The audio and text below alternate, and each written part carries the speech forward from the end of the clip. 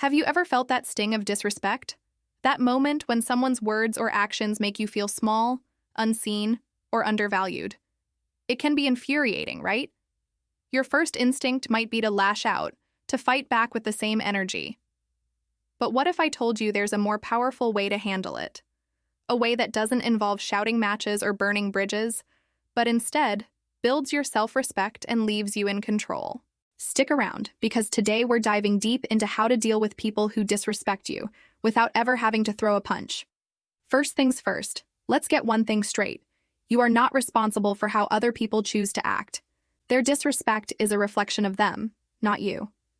It often comes from a place of their own insecurity, jealousy, or just plain bad manners. When you truly internalize this, it's like putting on an emotional raincoat. Their negativity might pour down, but it won't soak you to the bone. The key is to detach their behavior from your self-worth. You are worthy of respect, period. Their inability to give it doesn't change that fundamental truth. So, the first, and perhaps most crucial step, is to stay calm. When someone disrespects you, your adrenaline spikes, your heart races, your face gets hot. This is your fight-or-flight response kicking in. Fighting back verbally in this state usually just escalates the situation and makes you look just as bad. Instead, take a deep breath. A slow, deliberate breath. This simple action sends a signal to your brain that you're not in immediate danger. It creates a pause, a tiny space between their action and your reaction. And in that space lies your power. It allows you to move from a place of raw emotion to a place of conscious choice. Once you've found that moment of calm, it's time to evaluate the situation. Not all disrespect is created equal. Is this a one-time comment from a stranger you'll never see again? Or is it a recurring pattern from a coworker, friend, or family member? For the stranger on the street, the most powerful response might be no response at all. Just walking away. Your time and energy are valuable resources. Don't waste them on someone who has no real impact on your life. Disengaging isn't a sign of weakness, it's a sign of wisdom. You're choosing to protect your peace. But what about when the disrespect comes from someone in your daily life? This is where strategic communication becomes your superpower.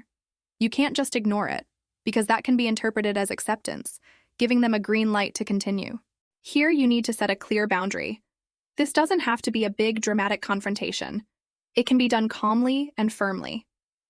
Use I statements to express how their behavior affects you without accusing them. For example, instead of saying, "You're so rude for interrupting me," try, "I feel disrespected when I'm not able to finish my thought." Or, "I don't appreciate that kind of joke. Please don't speak to me that way." Notice the tone here. It's not angry or accusatory. It's direct, honest, and focused on your feelings and your needs. You are stating a fact about your boundary. You're not asking for their permission. You're informing them of your standard. This approach makes it much harder for them to get defensive. You're not attacking their character, you're simply drawing a line. And often, people who may not have even realized their behavior was hurtful will take a step back and adjust. Now, some people won't respond to this. They might double down, call you too sensitive, or ignore your boundary altogether. This is valuable information. It tells you that this person does not respect your feelings or your limits. When this happens, you need to be prepared to enforce your boundary with consequences. This doesn't mean punishment. It means creating distance to protect yourself. It might mean limiting your interactions with that coworker, spending less time with that friend, or ending a conversation when it turns disrespectful. For example, you could say, "I've already asked you not to speak to me like that. I'm not going to continue this conversation if you can't be respectful." And then you follow through. You walk away, you hang up the phone. The follow-through is everything. If you set a boundary but let them cross it again and again without any change, your words become meaningless. Enforcing your boundaries teaches people how to treat you. It shows them that your self-respect is not negotiable. This can be tough, especially with family or long-term friends, but your mental and emotional well-being has to be your top priority. Remember, you can't control them, but you can absolutely control your own actions and how much access you give them to your life. Another incredibly effective technique is what I like to call curious questioning. When someone says something disrespectful, instead of getting angry, Get curious. Ask a calm, clarifying question. For instance, if someone makes a backhanded compliment like, "Wow, you actually look really nice today," you could respond with a neutral tone. "What do you mean by actually?" Or if they make a sarcastic jab, you could ask, "Can you explain what's funny about that? I don't get the joke." This does a couple of things. It puts the spotlight back on them and their comment, forcing them to either explain their rudeness or backpedal. It disrupts their pattern. Disrespectful people often rely on you being too stunned or too polite to call them out. By asking a simple question, you calmly challenge them without creating a conflict. You're using their words and turning them back, making them accountable. It's a beautifully assertive and intelligent way to handle the situation. Let's also talk about the power of your own confidence and body language. When you walk into a room, do you stand tall with your shoulders back? Do you make eye contact? People are less likely to target someone who exudes self-assurance. This isn't about being arrogant, it's about carrying yourself with the quiet confidence that you deserve to be there and that you value yourself. Practice this. Even if you have to fake it at first. Stand in front of a mirror and practice power poses. Notice how it makes you feel. Your physiology can directly impact your psychology. When you project confidence, you create a natural deterrent to disrespect. And remember, building this kind of resilience takes time. It's a skill, like learning an instrument or a new language. You will have moments where you don't react perfectly, and that's okay. The goal isn't perfection, it's progress. After an interaction, take a moment to reflect. What went well? What could you do differently next time? Don't beat yourself up.